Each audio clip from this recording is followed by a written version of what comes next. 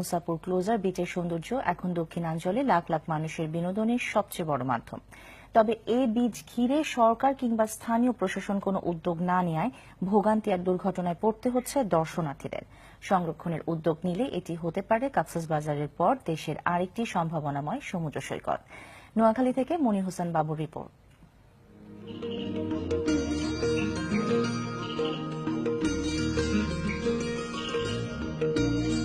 বঙ্গোপসাগরের মোহনায় নদী ভাঙন রক্ষায় মুসাপুর ক্লোজার ও বেড়িবাঁধ নির্মাণ করা হয় 2013 সালে। প্রচার প্রচারণা না থাকলেও সামাজিক যোগাযোগ মাধ্যমে অল্পদিনেই এটি দেশ বিদেশে ব্যাপক সাড়া ফেলেছে।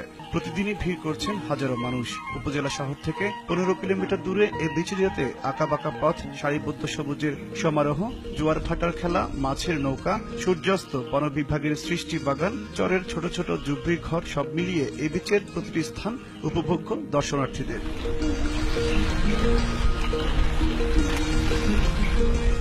জলরাশির নয়নাভিরাম সৌন্দর্য দেখতে প্রতিদিন দেশের বিভিন্ন প্রান্ত থেকে ভিড় জমান দর্শনার্থীরা।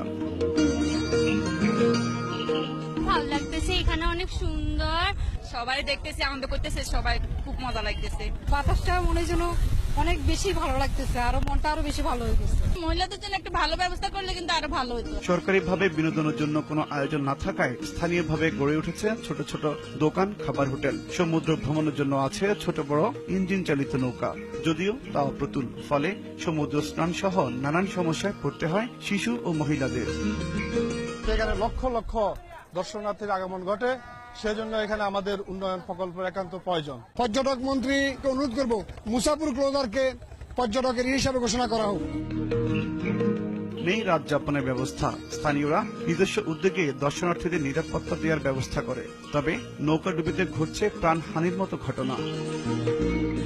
বাচ্চারা বা বড়রা যারা এখানে বিচে নামে তাদের যেন সিকিউরিটি সেভাবে থাকে। নিরাপত্তার পর্যাপ্ত দুর্বলতা রয়েছে, রাষ্ট্রীয়ভাবে যেন নিরাপত্তার ব্যবস্থা করা হয়। সরকারি বেসরকারি ব্যক্তি বা প্রতিষ্ঠান সৌন্দর্য বর্ধনে এগিয়ে আসলে নতুন মাত্রা পাবে কক্সবাজারের পর দেশের দ্বিতীয় সর্বোচ্চ এই সমুদ্র সৈকত। এই স্থানটিকে ঘিরে ভ্রমণ পিপাসুদের মাঝে দেখা দিয়েছে নতুন এক উৎসাহ।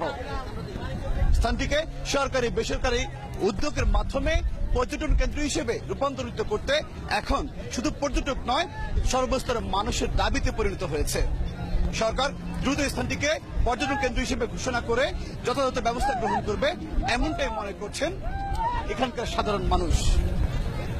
মুসাপুর ক্লোজার থেকে মনির হোসেন বাবু, RTV, নোয়াখালী। সকালের সংবাদ শেষ করার আগে